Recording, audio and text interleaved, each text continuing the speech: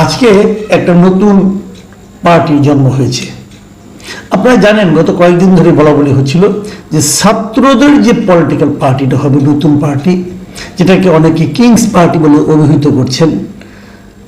সরকারের উপদেষ্টাদের থেকে একজন এসে এই পার্টির প্রধান দায়িত্ব নিয়েছেন, আহ্বায়ক হয়েছেন মিস্টার নাহিদ ইসলাম। সেই পার্টিটা আজকে আনুষ্ঠানিক যাত্রা শুরু হয়েছে। পার্টির নাম দেওয়া হয়েছে জাতীয় নাগরিক পার্টি। জাতীয় নাগরিক পার্টি নামটা ভালো, কোনো সমস্যা নেই। এবং এই পার্টির 151 সদস্যের একটা কমিটি আজকে আনুষ্ঠানিকভাবে ঘোষণা করা হয়েছে। আনুষ্ঠানিকভাবে তারা জাতীয় সংসদের সামনে যে মানিক মেয়ে এভিনিউ আছে, সেই মানিক মেয়ে এভিনিউর বিশাল চত্বরে তারা রীতিমতো সমাবেশ করে সেখানে এই পার্টির সদস্যদের আংশিক, পুরোটা করা হয়নি, মোটামুটি 151 সদস্যের একটা কমিটি তারা ঘোষণা করেছে। এখানে তারা বলেছে তারা কি করতে চায়, কি লিখিত বক্তব্য দিয়েছে। বক্তব্যটা বেশ বড়, ওটা নিয়ে আলোচনা করা যেতে পারে, কিন্তু এখন আমি করবো না। এখন আমি আরো অন্য দুই একটা বিষয় নিয়ে কথা বলে ওটা নিয়ে পরবর্তী কখনো যদি সুযোগ পাই আমি এটা নিয়ে আলোচনা করবো। তাদের নীতি আদর্শ কি হতে যাচ্ছে, তারা কি করতে চায়। তো এই যে 151 কমিটির কে কোন দায়িত্ব পেলেন আমরা এগুলো আগেই জেনেছি, তবু আবার বলি মোটামুটি আগের মতোই আছে। দু একটা জায়গায় একটু চেঞ্জ হয়েছে, দু একটা জায়গায় গ্যাপ ছিল, সেগুলো পূরণ করা হয়েছে। নাহিদ ইসলাম যথারীতি আহ্বায়ক হয়েছেন, আক্তার হোসেন তিনি এর সদস্য সচিব হয়েছেন। এর বাইরে রয়েছেন জ্যেষ্ঠ যুগ্ম আহ্বায়ক পদে রয়েছেন সামান্তা শারমিন ও আরিফুল ইসলাম আদিব। আর জ্যেষ্ঠ যুগ্ম সদস্য সচিব হয়েছেন দুজন, একজন হলেন তাসনিম জারা ও নাহিদ সরওয়ার নিভা। আর মুখ্য সংগঠক হচ্ছে দুটো, একটা দক্ষিণাঞ্চলের জন্য, একটা উত্তরাঞ্চলের জন্য। আমি আসলে বুঝিনি দক্ষিণাঞ্চল উত্তরাঞ্চলটা কি, মানে পুরো দেশটাকে তারা উত্তর দক্ষিণে ভাগ করেছে। এটা হতে পারে পূর্বাঞ্চল পশ্চিমাঞ্চল হতে পারতো, কেন দক্ষিণাঞ্চল উত্তরাঞ্চল আমি জানি না। তা এর দক্ষিণাঞ্চলের মুখ্য সংগঠক হয়েছেন হাসনাত আবদুল্লাহ এবং উত্তরাঞ্চলের মুখ্য সংগঠক হয়েছেন সার্জিস আলম। আর এর মুখ্য সমন্বয়ক পদে রয়েছেন নাসিরুদ্দিন পাটোয়ারি। আর জ্যেষ্ঠ যুগ্ম মুখ্য সমন্বয়ক রয়েছেন আব্দুল হান্নান মাসুদ। এই হলো পার্টির অবস্থা। এই পার্টির বিকাল 4:15 দিকে শুরু হয়েছে অনুষ্ঠানমালা, এবং তারপর থেকে এখানে অনেকে বক্তৃতা দিয়েছেন। আমি কয়েকজনের বক্তৃতার কথা একটু বলতে চাই, এই কারণে যে এদের বক্তব্যগুলো শুনলে আপনারা বুঝতে পারবেন যে আসলে এদের নীতি আদর্শটা কি হতে যাচ্ছে। যেমন নাহিদ ইসলাম যিনি আছেন, তিনি যে বক্তব্য দিয়েছেন, আমি একটা পত্রিকা থেকে তার হেডলাইনটা নিয়েছি। প্রথম আলো হেডলাইন করেছে, ভারত ও পাকিস্তানপন্থী রাজনীতি ঠাঁই হবে না বাংলাদেশে।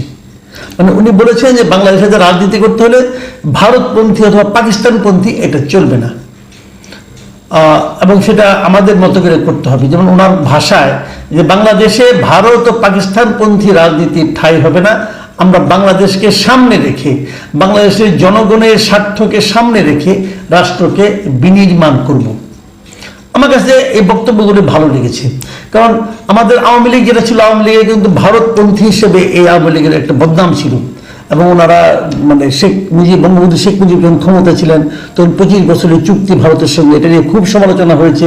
আর হাসিনা সরকার যখন ক্ষমতা ছিল তারা ভারতকে তো না চাইতে অনেক কিছু দিয়ে দিয়েছেন, সেটা নিয়ে অনেক সমালোচনা রয়েছে। কাজে ভারতপন্থী হওয়া যাবে না। কিন্তু পাকিস্তানপন্থী বলতে উনি কি মিন করেছেন সেটা আমি বুঝিনি। পাকিস্তানপন্থী কি জামাত? সেটা যদি হয় সেটাও একটা দিক নির্দেশনা অবশ্যই। তার মানে তারা জামাতের সঙ্গেও যাচ্ছে না এই পার্টি, এটাও হতে পারে। ভারত পাকিস্তান ছাড়া তো আরো পৃথিবীতে অনেক দেশ আছে, অনেকে আবার মার্কিনপন্থী হতে পারে, অনেকে আবার রাশিয়াপন্থী হতে পারে, অনেকে আবার চীনপন্থী হতে পারে। সেই সব দিকে যাওয়া, সেই সব দেশের সঙ্গে আপনার সম্পৃক্ত হওয়া, ভালোবাসাবাসীর সম্পর্কে জড়িয়ে পড়া নিয়ে অবশ্য নাহিদ ইসলাম তেমন কিছু বলেননি। তা আমি বুঝতে পারছি না, কাজে ভারত পাকিস্তান না বলে যদি বলতেন আমরা কোনো বিদেশের কোনো রাষ্ট্রের সঙ্গেই ওই পন্থী হওয়া যাবে না, তাহলে সহজ হতো। নাকি এগুলি করতে চান আমি বলতে পারবো না। আরেকটা জিনিস যদি বলেছেন যে এটা স্লোগানের মতো বলেছেন যে তুমি কে আমি কে, বিকল্প বিকল্প স্লোগানটা তুলে ধরেছেন এবং বলেছেন বিকল্পের জায়গা থেকে এই নতুন দলের আত্মপ্রকাশ। এটা একটা সিগনিফিকেন্ট কথা যে বিকল্পের জায়গা থেকে। এখন বিকল্পটা কিসের বিকল্প? সবকিছুর বিকল্প হওয়াটা কিন্তু সবসময় আবার ভালো না। সবকিছুর বিকল্প হয় না, আর সবকিছুরই বিকল্প করতে হবে কেন? যে জিনিসটা ভালো চলছে তারও বিকল্প করতে হবে কেন? তা আমি জানি না এগুলো কেবল স্লোগান কিনা অথবা আরো কি। আরেকটা বলেছেন আজকের মঞ্চ থেকে শপথ বাংলাদেশকে বিভাজিত করা যাবে না। বিভাজিত হচ্ছে না, বিভাজনের রাজনীতিতে আপনারাও শুরু করেছেন। আপনার মুখ থেকে অনেক কথা এসেছে যেগুলো নাকি বিভাজনকে স্পষ্ট করে দিয়েছে। যাই হোক, তারপরে আপনি বলেছেন, আমরা এটা দেখতে চাই আপনি কি করেন। আমি বরং হাসনাত আব্দুল্লাহ বক্তব্যটা আপনাদের একটু বলি। হাসনাত আব্দুল্লাহ কি বলেছেন যে আমরা নিশ্চিত করতে চাই এদেশ থেকে পরিবারতন্ত্র কবরস্থ হয়েছে। এদেশে কামারের ছেলে প্রধানমন্ত্রী হবে, এদেশে কুমারের ছেলে প্রধানমন্ত্রী হবে, এদেশে যোগ্যতার ভিত্তিতে নেতৃত্ব উঠে আসবে। আমার এই কথাটা খুবই ভালো লেগেছে যে আসলেই তো দেশের প্রত্যেকটা নাগরিকের প্রধানমন্ত্রী হওয়ার যোগ্যতা থাকা উচিত এবং প্রধানমন্ত্রী হওয়ার সুযোগ থাকা উচিত। আমাদের এখানে পরিবারতন্ত্রটা একদম কিন্তু গেড়ে বসেছিল যে এমপি সাহেব যদি কোনো কারণে মারা যান, ওনার পুত্র আবার এখন এমপি হন, অথবা ওনার পুত্র থাকলে স্ত্রী এমপি হন, কন্যা এমপি হন, কন্যার স্বামী এমপি হন, কিন্তু এর বাইরে আর কেউ যেতে পারে না। যারা সাধারণ নেতাকর্মী, সাধারণ কর্মী সমর্থক, তাদের জিন্দাবাদ বলাই শেষ, আর কিছু তাদের কাজ নেই। সেই জায়গা থেকে বেরিয়ে আসা সহজ। কিন্তু এই কথাটা কিন্তু আবার আরেকটা ইঙ্গিত আছে। সেই ইঙ্গিতটা কি? যেমন ধরা যাক এই মুহূর্তে আওয়ামী লীগ সিনের বাইরে আছে, আওয়ামী লীগের কথা বরং নাই বলি, যদি আমি বিএনপির কথা ধরি, বিএনপিতে তো যিনি দায়িত্বে আছেন এই মুহূর্তে তারেক রহমান, উনি তো সাবেক প্রধানমন্ত্রীর পুত্র। তাহলে কি পরিবারতন্ত্রের কবরস্থ হয়েছে উনি বলতে যাচ্ছেন? হয়েছে মানে হয়ে গেছে, কিন্তু উনি করবেন না, হয়ে গেছে, উনি এটাকে নিশ্চিত করতে চান। তার মানে উনি কি তারেক রহমানের মানে এই যে পরিবারতন্ত্র, বিএনপির যে পরিবারতন্ত্র যেটা আছে মূল নেতৃত্বে, সেটার কবরস্থ হয়ে গেছে বলে উনি দাবি করছেন? সেটা কি আসলে বাস্তবতা কি তাই? তারেক রহমান তো বিএনপির কাছে বিতর্কের ঊর্ধ্বে থাকা একজন নেতা, এবং উনি হ্যাঁ ঠিক উনি পরিবারতন্ত্র হিসাবে এসেছেন, প্রধানমন্ত্রী পুত্র হিসাবে উনি দায়িত্বে এসেছেন, এতে কোনো সন্দেহ নাই। কিন্তু এতদিনে ওনার যে অবস্থান দলের মধ্যে এবং নানাভাবে দলকে যেভাবে পরিচালনা করেছেন, এতে কিন্তু ওনার নেতৃত্ব নিয়ে কিন্তু কোনো প্রশ্ন নেই। তারপরেও এটা যদি মানে প্রধানমন্ত্রী, সাবেক প্রধানমন্ত্রীর পুত্র হওয়ার অপরাধে যদি ওনাকে কবরস্থ করতে হয় ওনার নেতৃত্বকে, সেটা অবশ্য অন্য প্রসঙ্গ। আমি জানি না দেশের মানুষ কি ভাবে, হাসনাত আব্দুল্লাহ মতোই ভাবে নাকি অন্যভাবে ভাবে, এটা হয়তো সামনে আমরা টের পাবো। আর এই যে কথাগুলি বলা হয়েছে, আমি আর বেশি বলি না, অনেকে অনেক কথা বলেছেন, আর বেশি কথা বলার দরকার নেই। এই দুটো কথাই আমি বললাম যে ওনাদের মানে মোটামুটি একটা ধারণা কিন্তু পাওয়া গেল। এখন আমার কিছু বেসিক প্রশ্ন আছে, সেই প্রশ্নগুলি করে আমি আলোচনাটা আসলে শেষ করতে চাই। আমার বেসিক প্রশ্ন হলো, আমি অনেকে আমি নিজে ওখানে যাইনি, অনেক লোককে আমি জিজ্ঞাসা করেছি যারা গিয়েছিলেন, যারা দেখেছেন। আমি একজন লোককে জিজ্ঞাসা করছি যিনি আশেপাশেই থাকেন, উপরে কোনো একটা ভবন থেকে দেখেছেন মিটিংটা, পুরো মিটিংটার। আমার প্রশ্নটা ছিল যে কত লোক এসেছিল এই মিটিংয়ে। বলা হয়েছিল কালকে 2 লাখ লোক আসবে সারা দেশ থেকে। হ্যাঁ, সারা দেশ থেকে লোক এসেছিল, বাস ভর্তি করে লোক, বাস এসেছিল, অনেকগুলি বাস এসেছিল, বিভিন্ন জেলা থেকে বাস এসেছিল। তো ভর্তি করে এটা বলতে পারবো না, তবে লোক সংখ্যা কত হয়েছিল। আমাকে একজন বললেন 50 থেকে 70 হাজার লোক এসেছিল। আবার অনেকে বললেন না, এটা 70 থেকে 80 হাজার হতে পারে। আমি ধরে নিচ্ছি 1 লাখ লোক এসেছিল। 2 লাখ বলেছিল, 1 লাখ লোক এসেছিল। কারা এসেছিল সেখানে আমি যেটা দেখেছি, এটা খুব ইতিবাচক একটা বিষয়। ইয়াং জেনারেশনের প্রচুর লোক এসেছিল, ঢাকার ভেতর থেকে অনেক লোক এসেছিল যারা নাকি ইয়াং, তাদের মধ্যে একটা নতুন প্রত্যাশা নিয়ে তারা এখানে এসেছিল। এটা আমি মনে করি এটা খুবই ইতিবাচক একটা লক্ষণ যে ইয়াং জেনারেশন যারা একসময় রাজনীতি বিমুখ ছিল তারা রাজনীতির দিকে ঝুঁকছে। এটা আমি মনে করি খুবই ইতিবাচক। ইয়াংদের যে এই দলটা রাজনীতির দিকে আনতে পারছে, এটা আমি মনে করি খুব একটা পজিটিভ দিক।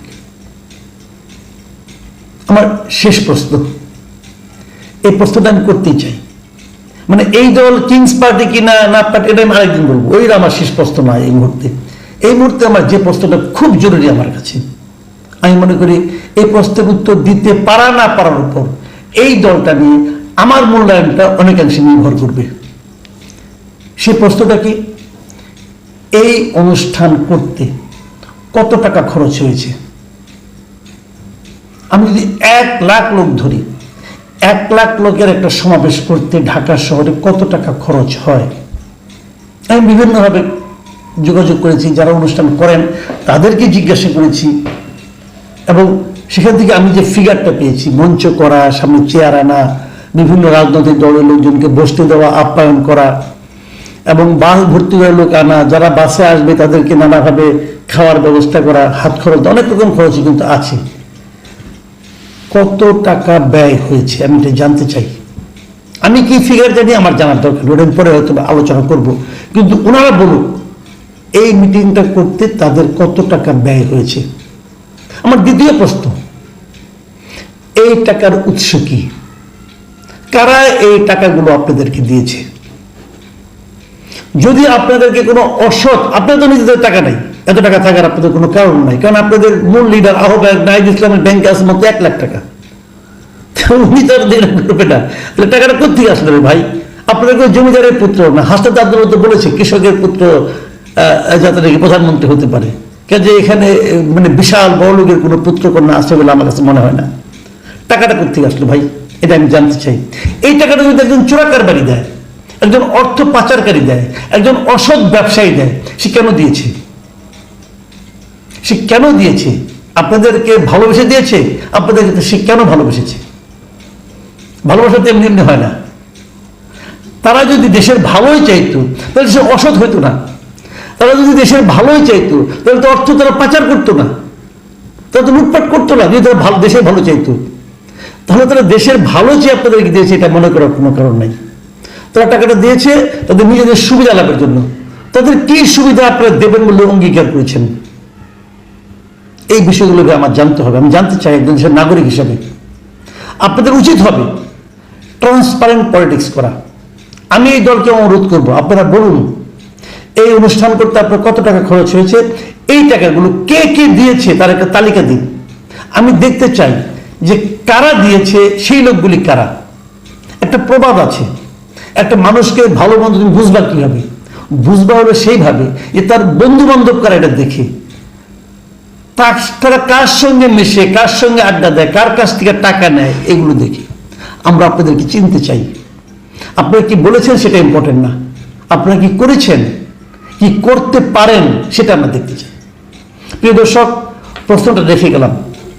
যদি জবাব পাই খুশি হব, যদি জবাব না পাই সন্দেহের মাত্রা বাড়তে থাকবে। ভালো থাকবেন আপনারা। আল্লাহ হাফিজ।